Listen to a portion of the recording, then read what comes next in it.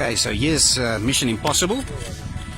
This hole here is about the size of maybe 2 shoeboxes, maybe. That's pushing it.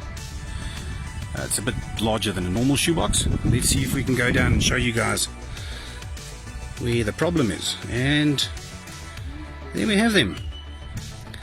There's 3 of them here, and I think I saw one on the other side of the chimney as well, unless there's a passageway. But so here's our problem, and this is what we're trying to overcome.